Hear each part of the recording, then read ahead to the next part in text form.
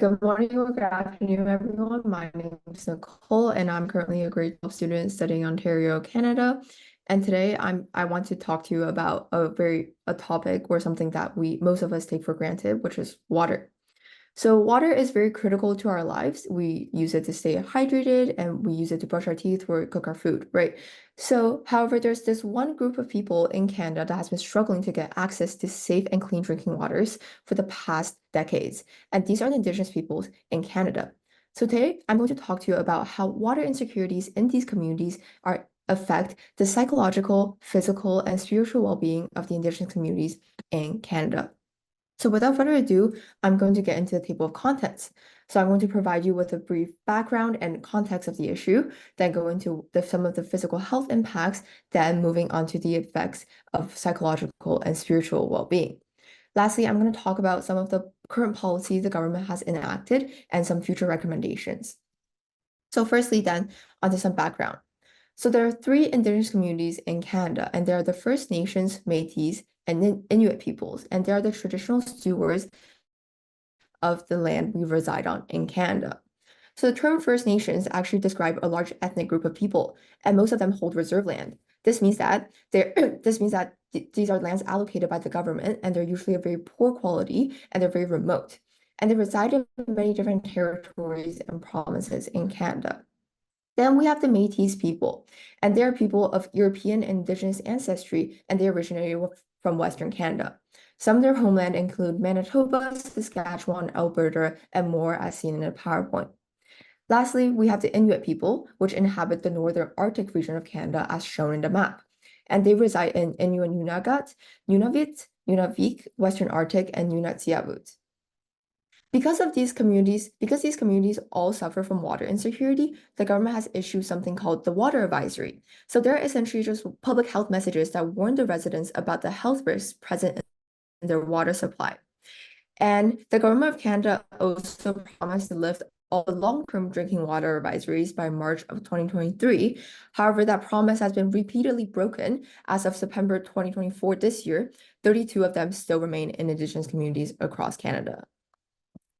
So there are generally six types of water advisories. First, we have the water quality advisory, which tells you that there's some level of risk associated with the drinking water, but it's not severe enough for BWA, which is a boil water advisory that tells you you must boil the water to kill the bacteria before consuming or usage. Then we have the do not consume, which tells you that the water is unsafe for consumption even after you boil it, but you can still use it for like watering your plants or cleaning and like shower.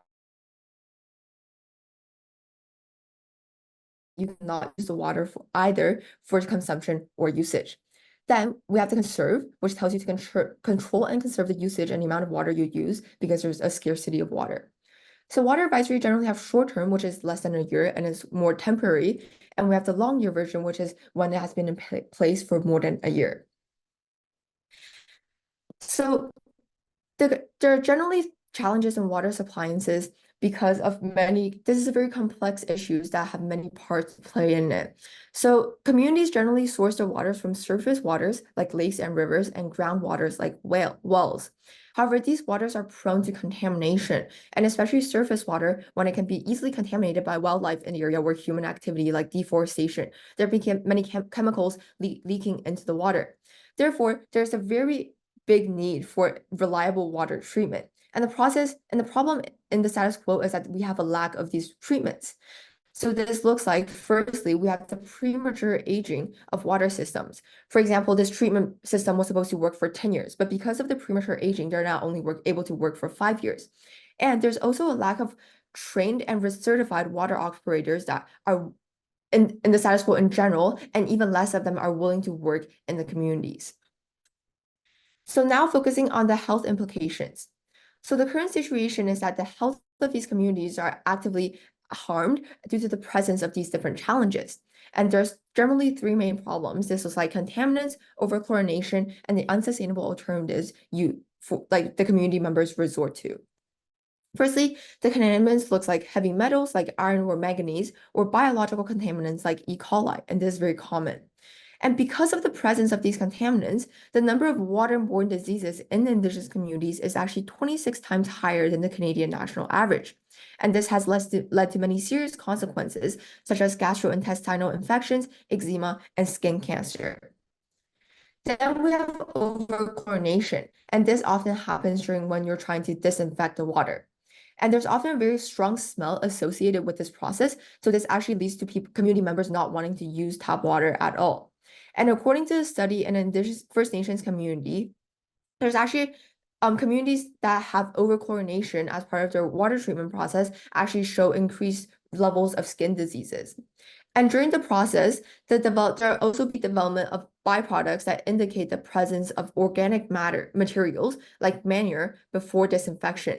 And some of these byproducts can actually be carcinogenic, which means that they are prone to cause cancer.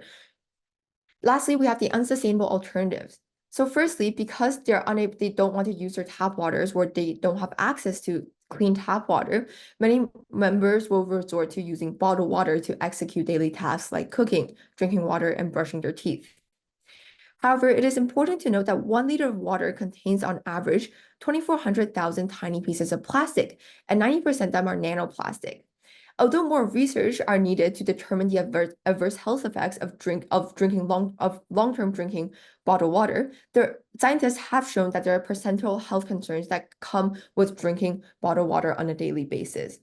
Another popular alternative is pop drinks, and this is actually because they're less expensive than bottled waters. And many parents will add Kool-Aids into their kids' tap water because they often have very unnatural colors in order to get their kids to drink it.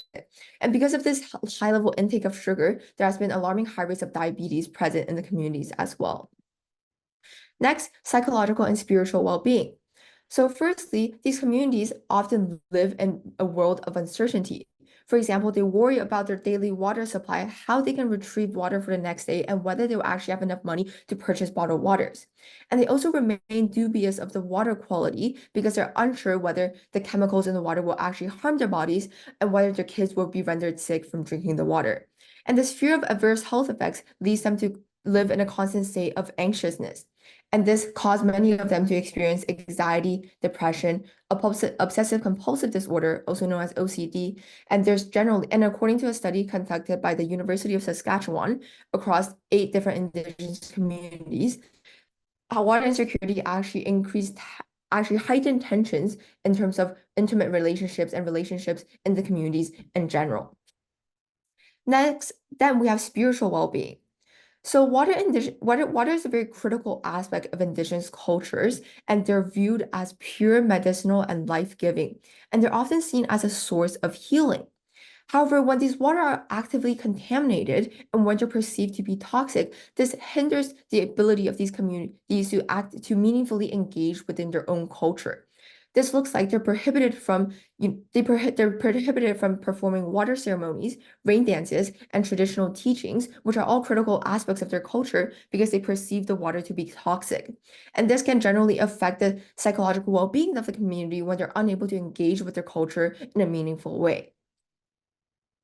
For example, in the Six Nations of Grand River in Ontario, there has been seen an increased risk of postpartum depression for women due to water insecurity. And this is because one, the community members are unable to use traditional medicine for the recovery process. For example, the bath, and this generally requires large sums of clean water for bath. And secondly, these new parents often feel what is called a mom guilt. They feel that they're unable to provide for their child even the most basic necessities, such as access to clean water. However, keep in mind that each Indigenous community is diverse and unique in their own ways. That is to say, they may experience the impacts of water insecurity differently because each community and their culture each community view water to play a different role in their culture. Next, I want to talk about some of the current policies that has been conducted by the Canadian government. So first, we have the Bill C-61, which looks like the First Nations Clean Water Act, and this acknowledges the right for the indigenous communities to govern their water systems, and they also hold the federal government financially accountable for funds. However, there's many shortcomings. For example, there's no requirement for the government to actually protect the source water, and they only promise to meet the needs for sufficient water to meet the basic demands. For example, like drinking, cooking, and sanitation, and they don't take into the consideration of cultural practices. And they only mandate the government to use their best efforts, which is very vague. So some recommendations that we offer. So first, for the bill itself, we want to work with indigenous communities to establish a timeline of the projects, so the estimated cost of construction, operation, and maintenance, and ensure that's full transparency in the process. And some of the future goals include also to address the water insecurity in Métis and Inuit communities and incorporate indigenous voices in policy-making processes. And the government should actively continue to lift all water advisories and enact long-term and efficient plans for those. Lastly, these are just some of the references I used throughout my research, and I welcome any questions. Thank you for your time. Thank you, Nicole, for sharing your work with us. Let's see, I'm going to check here to see if there are audience questions. I know that I have one. I'm super curious to learn what drew you to this topic to kind of dive into.